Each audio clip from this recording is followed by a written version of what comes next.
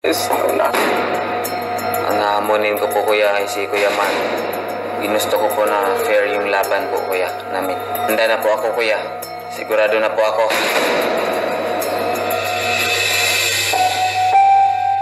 Matapos ang paghamon ni Yamyam kay Mark, Mabigat po, kuya.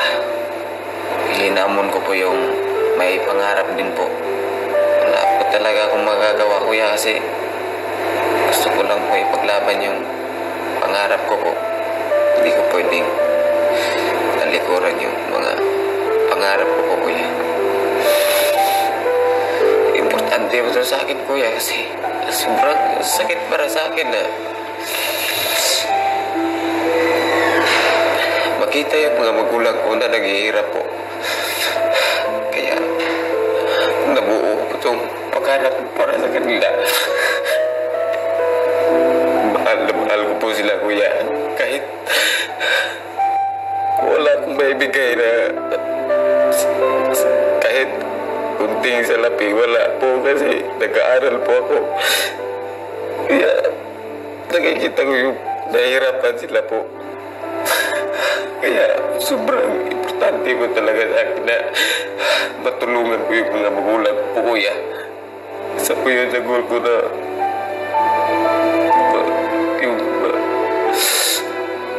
tupan ko yung pangarap ko na pabigyan po sila ng stable na pamumuhay po. Sobrang importante po sa akin yung pangarap ko po. Naiintindihan ko kung saan ka nagagaling, kung bakit mo ginawa ang desisyon na ito. Kayong dalawa ni Mark, pareho kayong may pangarap. Pareho niyong naranasan ang hagupit ng buhay. Alam ko, magiging mahirap ang pagtunggali ninyo. Hindi natin alam kung anong mangyayari o kung anong magiging resulta. Pero alam ko, ngayon pa lang, dahil ginawa ninyo ang desisyong ito, kayong dalawa ay magwawagi sa buhay. Ano man ang resulta. sa panibagong araw sa loob ng bahay, So happy and at the same time it was so weird. Must be really weird. ilang sandali pa na pag-usapan ni Nalu at Yamyam ang paparating na paghaharap ni na Yamyam at Mark. Gusto kong maging patas yung laban. Gusto kong maging patas yung laban. Naintindihan niyo ba yun? Na-explain. Parehas kami ng skills. So may posibilidad na matalo ako. Hindi mo naman alam kung ano yung challenge. Isa kayo sa mga pinakamalakas dito sa loob ng bahay. Maniwala ka sa akin. Pagdating sa mga challenges, parehas kayo mag-isip. Magtatagpo at magtatagpo kayo sa gitna. Kaya nga inunahan ko. Merong mananalo, merong matatalo talaga dyan. So, Kung para sa'yo naman talaga pa. para sa akin yan, para sa akin. My very, very important kaibigan ko. I really don't want to think Yam Yam's lose. If he lost, I'm sobrang sad. So hard for me. Hindi talaga ako magpapatalo. Siyempre, laban hanggang dulo. Proud ako sa'yo kaya sobrang proud. Samantala sa kusina, kinausap naman ni Mark ang kapwa galing sa camp. I know his story. But still, he's fighting. Ang pinagsisisan ko talaga. Kasi yung ako, bumalik ka. I had the best choice. Umabot na kasi kami sa puntong ito, kuya. Hindi ko na ito mapipigilan. Kailangan ko talagang lumaban, kuya. Kabado pero excited. At saka naniniwala po ako sa kakayahan ko po, kuya. Nalalaban po ako para din po sa pamilya ko, kuya. Maya-maya, may natanggap na mensahe sina Yamyam at Mark mula kay Kuya. Kunin ng malita sa storage room at simulan na mag-impake. Oh my God.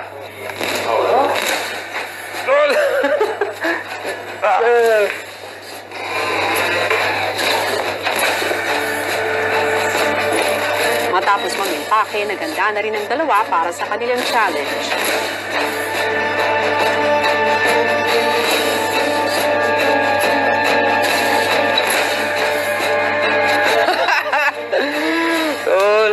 Tol, good luck, tol. Galingan natin, tol. Let's give them a good show, tol. Maya-maya, Sa ilang saglit, magsisimula na ang unang tapatan.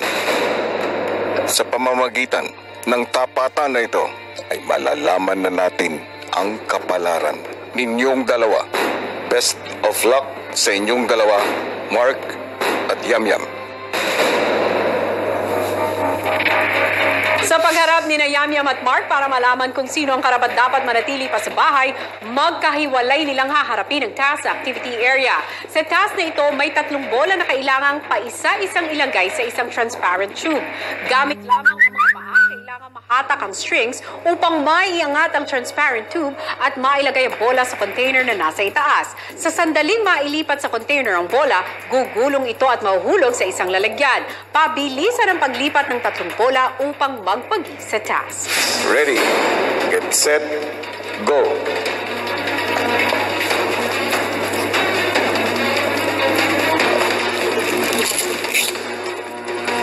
Sa unang subok ni Yamyam sa unang bola,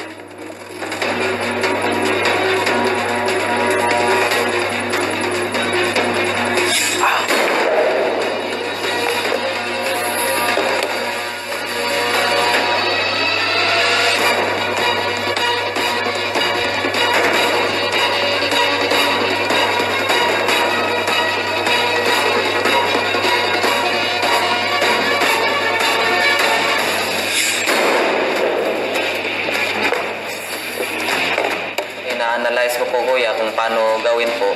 Sinubukan ko yung technique na patayo. ang hindi mo bra ang unang teknik ni Yamyam, sinubukan naman niyang bilisan ang paghatak.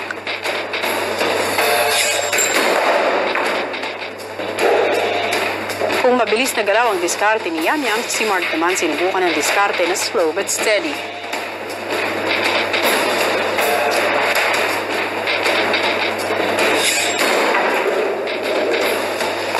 Ang kailangan lang ay balanse, tapos yun nga po, tamang diskarte. Iniisip ko lang talaga, kailangan kong tipiran ng oras, anong diskarte para matipid ang oras, huwag panghinaan ng loob. Si Yamyam sinubukan ang ibang posisyon habang hinahatak ang string.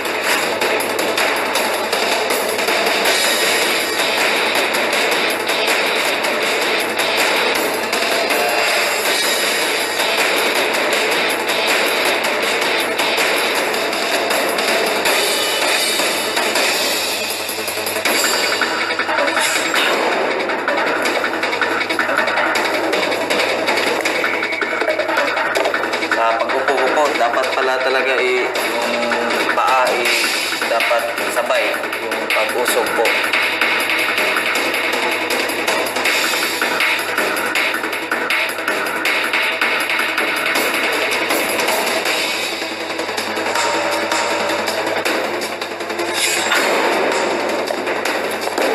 Samantala si Mark, sinubukan na rin paangatin ang tube habang nakaupo.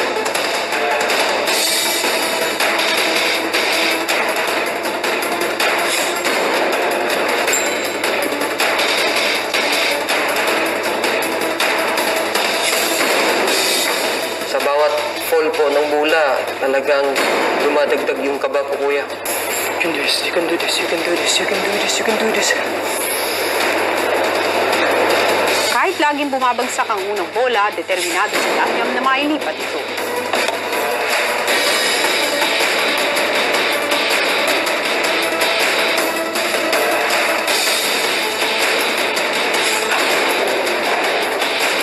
Bawat hulog ng bula, parang feeling ko magiging talo po ako. Pero hindi pa rin ako sumusuko kuya. Mahanap pa rin ako ng technique po para ma-shoot, ma-ano ko yung bola po.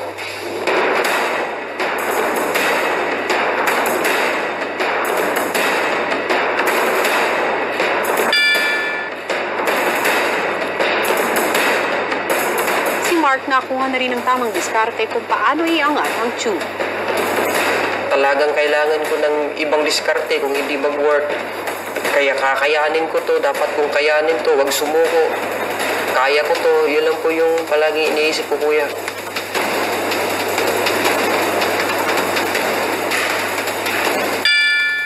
Sa pangalawang bola ni Yamyam,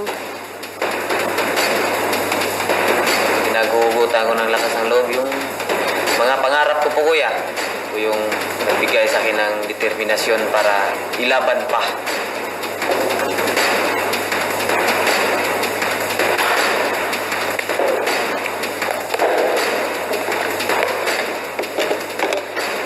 kung na-shoot na ni Yamyam ang dalawang bola, si Mark naman,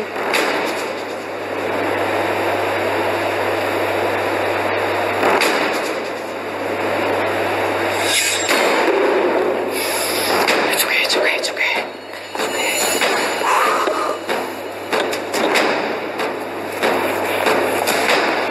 Sinisip ko po yung sinabi niya, Pinga, kaya ko. Kaya ko to, fight. Pamilya ko rin po. Sana naman nagbunga ng maayos to.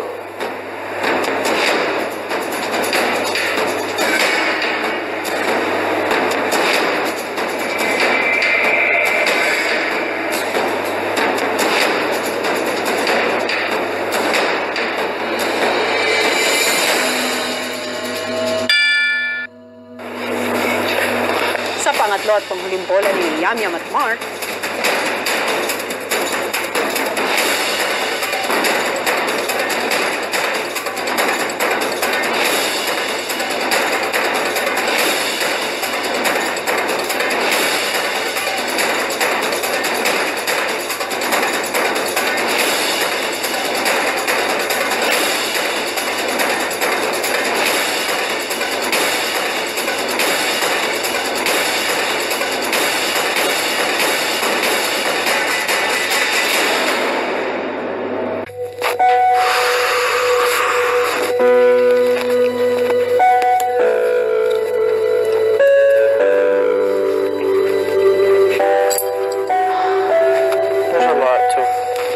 Don't worry, I will watch your blood. habang naghahanda, bakas kay Fumiya ang pag-aalala.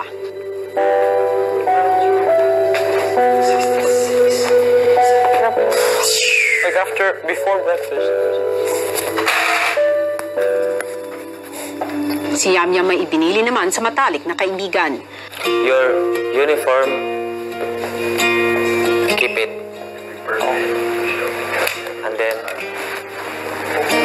And then my t-shirts. Yeah, I Balik. will. No, balik. Balik. Charot. Meeting grade, I will wear. Oh. Sangkay. Oh, and then Bohol. Next meet and greet is Bohol.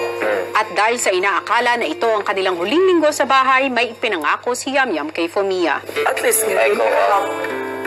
I will wait you. kung may reunion ako sa Next week we will meet. Yeah. go up on the Next couch week. tomorrow and leave And then- for 2 days. And then next week, let's vlog. Yeah. Samantala, si Andre nagpasalamat naman kay Mark. No matter what happens, bro, I'm honestly happy and blessed to have met somebody like you. Thank you. Thanks, man. I love you, bro. Pero ilang sandali pa, tuluyan ang naging tahimik ang lahat.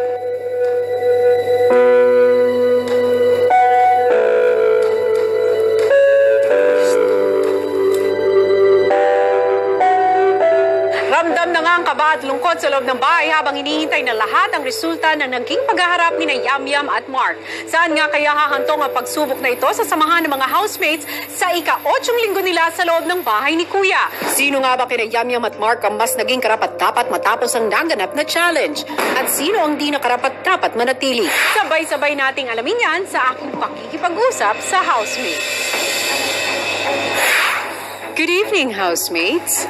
Ito na ang ika-8 ninyong linggo sa bahay at maaasaan yung mas titindi pa ang mga kaganapan. Kagabi ay pinailaw na ni Kuya ang unang flagpole at naganap na ang unang hamunan. Pero ang tanong, sino nga ba ang nagwagi sa challenge at hihiranging karapat-dapat? Pero bago yan, gusto ko munang kausapin ang pinakabago niyong kasama, si Honey. Hello! Good evening! Kamusta ang unang araw mo sa PBB House? Ang daming nangyari. Anong masasabi mo dyan sa mga kaganapan? Sobrang mixed emotions po, pero all in all, sobrang saya po. Just the mere fact na nandito po ako. Yes. Okay, ngayon gusto ko namang kausapin si Lou. Ikaw ang isa sa unang adult housemate na nakapasok sa PBB House. 8 linggo na ang nakalipas. Ano ang pakiramdam na hanggang ngayon, nandyan ka pa rin? Well, hindi ko po akalain na abot ako hanggang dito, pero thankful lang po talaga ako na na-bless ako ni God ng ganito. Yes. Well, ngayon naman, balikan natin ang katanungan na kailangang masagot ngayong gabi. Sino nga ba sa mga humarap sa Duel Challenge ang nakakuha ng mas maikling oras at matagumpay na napaglabanan ang kanyang karapatan na manatili sa loob ng bahay ni Kuya? Mark at Yamyam. Tumayo kayo sa likod ng inyong mga maleta dahil isa sa inyo ay dediretso na sa labas ng bahay ni Kuya.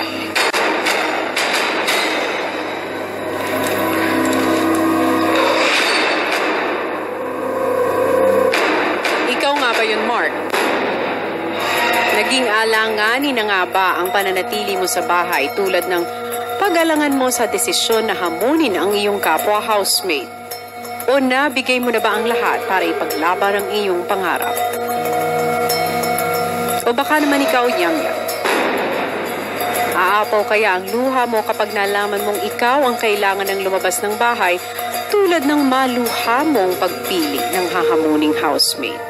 O lalabas kaya ang tears of joy dahil may aangat mo na ang iyong bandila sa flagpole? Ang pangalan na aking babanggitin ay ang nagwagi sa Duel Challenge. Congratulations dahil napatunayan mo na ikaw ang karapat-dapat manatili sa bahay ni Kuya.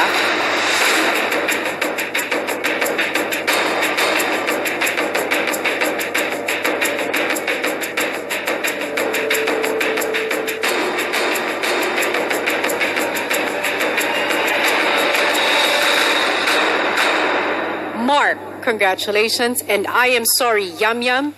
Hindi ka nakarapat-dapat pang manatili sa bahay. Magpaalam ka na sa iyong mga kasama.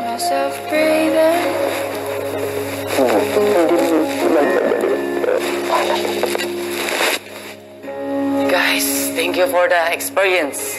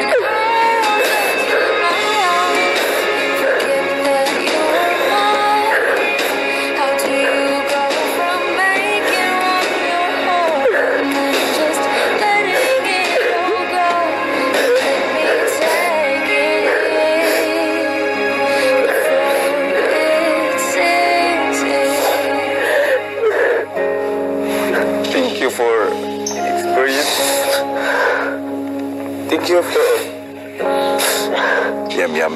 Kuya, Pumasok ka na ng confession room.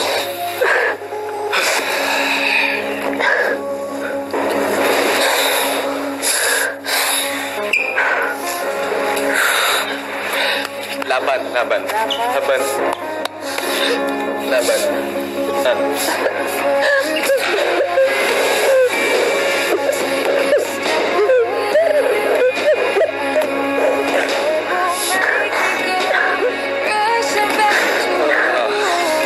I will wait you outside.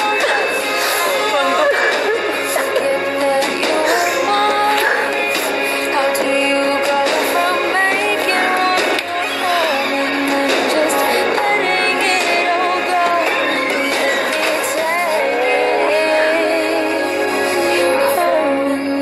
just letting it all go. Let me take it in before it sinks in. Yam-Yam, Kuya, ikaw ang nakakuha ng mas mahabang oras.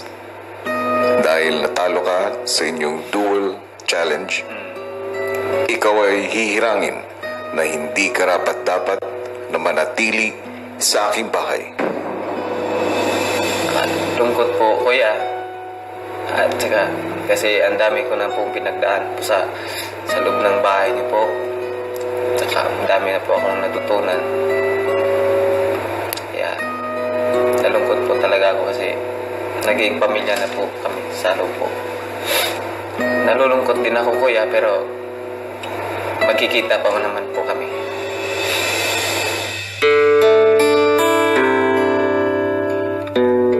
Samantala sa loob ng bahay, ramdam pa rin ang lungkot ng lahat, lalo na si Fomia.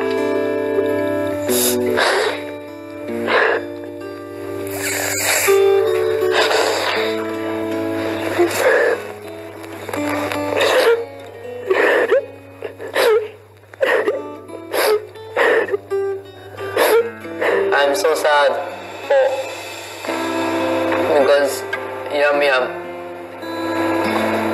is go out from this house.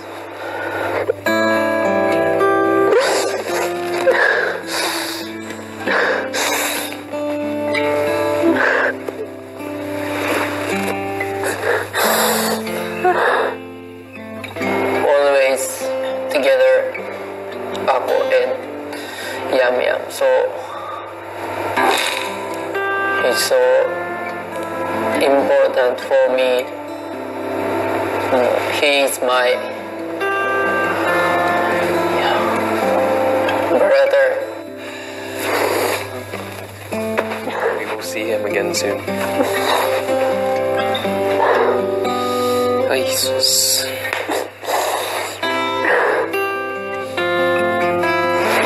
Sometimes I can't understand his translate to me.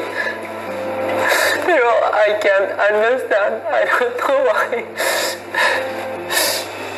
I felt for the first time these feelings. I feel he's like a real brother. Sometimes he is my older brother, but sometimes he's little brother.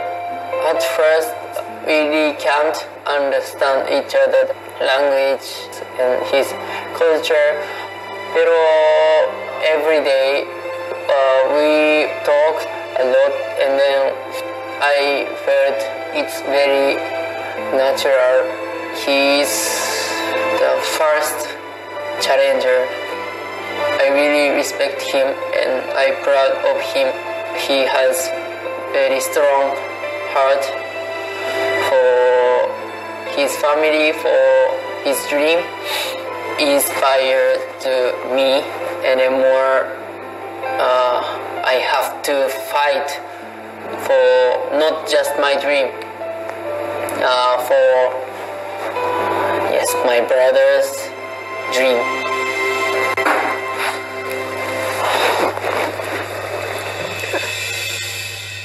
Si Mark, dahil dito, siya ang unang makakapaglagay ng kanyang bandila. Siya ang unang karapat-dapat.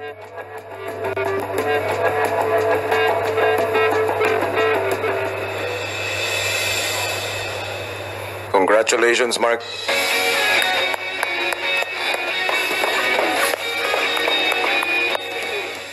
Sa pagpapatuloy ng pag-uusap ni Kuya at ng natalo sa task na si Yam-Yam, Paano na mga pangarap mo ngayon, Yam-Yam? Hindi pa ito ang last na mangangarap ako, at pagdating ko sa outside world, mangangarap at mangangarap pa rin na po ako. Siguro sa ngayon, hindi nga lang po ako sinuwerte, pero mangangarap at mangangarap po talaga ako po, Kuya. Hindi po ako susuko. Saan man ako mapunta. Yam-Yam, Kuya, makinig ka ng mabuti. Dahil may importante akong sasabihin sa iyo. Bagamat ikaw ay hindi nagtagumpay sa inyong dual challenge, ay hindi ka pa evicted sa aking bahay. Ang mga nangyari ay bahagi lamang ng pagsubok ko sa inyo. Hindi pa tapos ang laban mo, Yamyam. Salamat po, Kuya. Yamyam. Kuya. Sa puntong ito, gusto kong sabihin sa iyo na ikaw pa rin ay isang official housemate ng bahay ko.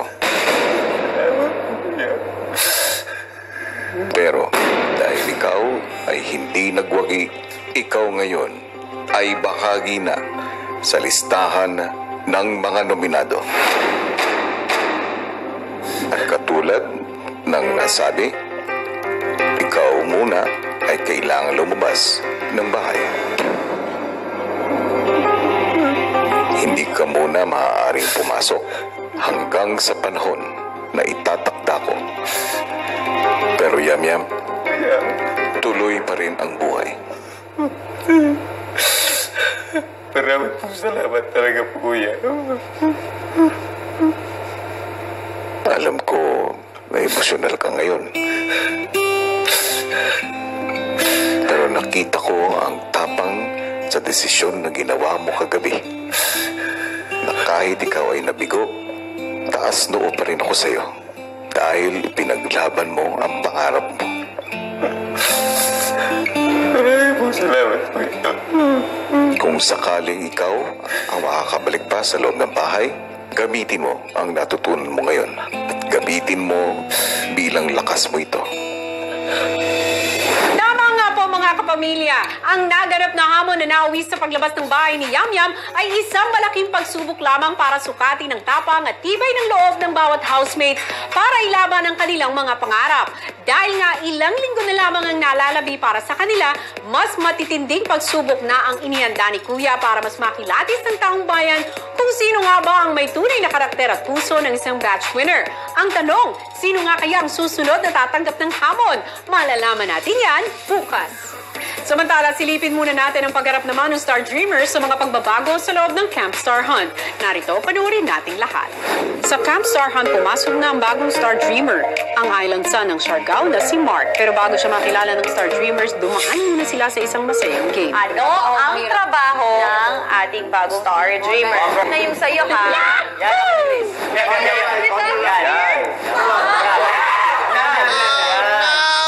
Wow! Ang sexy! Ang hot! Pwede mo nang tanggalin ang gas.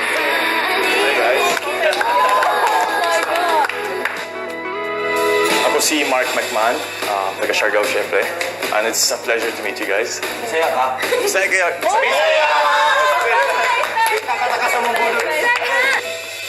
Habang kumakain, naging emosyonal si Chantel nang maalala si Honey.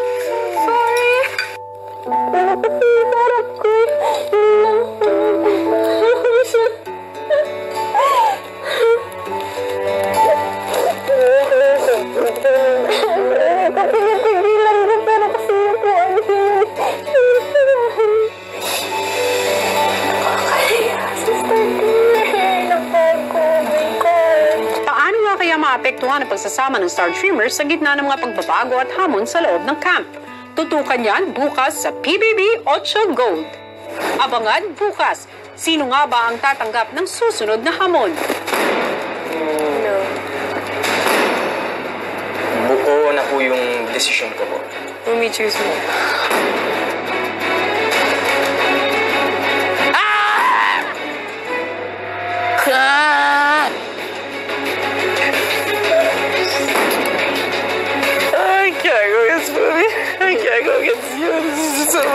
Sino ang lalaban para sa kanilang pangarap? Tutukan yan sa Pinoy Big Brother 8.